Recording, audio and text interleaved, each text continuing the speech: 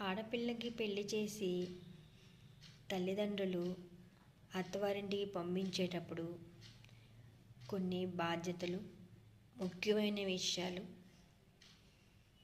వాళ్ళ బిడ్డకి చెప్తారు. అమ్మా నువ్వు అలా ఉండాలి, ఇలా ఉండాలి, ఎప్పుడు కూడా నీ వల్ల ఎవరు బాధపడొద్దమ్మా, నీ అత్తవారింట్లో బాధపడొద్దు, ఎవరు నీ వల్ల బాధపడొద్దు. నీ మనసు చంపుకొనైనా కూడా వాళ్ళని నువ్వు సంతోషంగా ఉంచాలి. నువ్వు మాటలు పడైనా కూడా నువ్వు వాళ్ళని సంతోషంగా ఉంచాలి. సంతోషం అంటే నీకు ఇష్టం లేని పనులైనా అవి ఇష్టంగా మార్చుకోవాలి. అంతే కదా. పెళ్ళైన వెంటనే ఆడదానికి ఇంటి పేరు మారినట్టు తన ఇష్టాలన్నీ మారిపోతాయి. ఇంక ఇక్కడే ఉన్నట్టు ఉండదు కదా.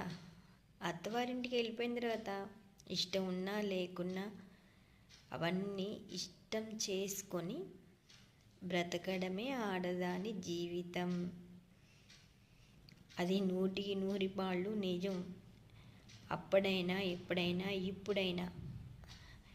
ఇప్పుడైనా అంతే. ఏది మారలేదు. ఏదో జనరేషన్ మారింది అది ఇది అని అనుకుంటాం కానీ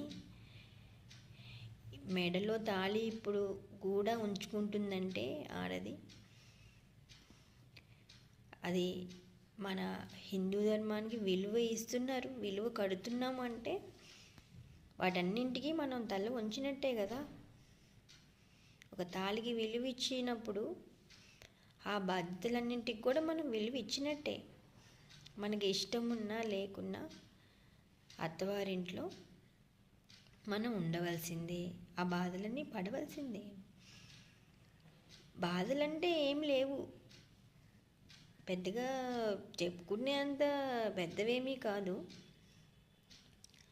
ఏదో చిన్న చిన్నవి మనం చేంజ్ చేసుకోవాలి. మనం భర్తతో కలిసి ఉండాలంటే అవన్నీ తప్పు. భర్తతో ఎందుకు కలిసి ఉండాలి? పేరెంట్స్కి మనం బాధ పెట్టొద్దు, అంతే కదా. మరి మనం ఎన్నైనా భరించి మన అత్తవారింట్లోనే ఉండాలి. మనం అత్తవారింట్లో ఉంటేనే అటు మన కన్న వాళ్ళకి పేరు, మన చుట్టాలకి పేరు, అందరికీ పేరు. అదే మరి ఆడదాని గొప్పతనం.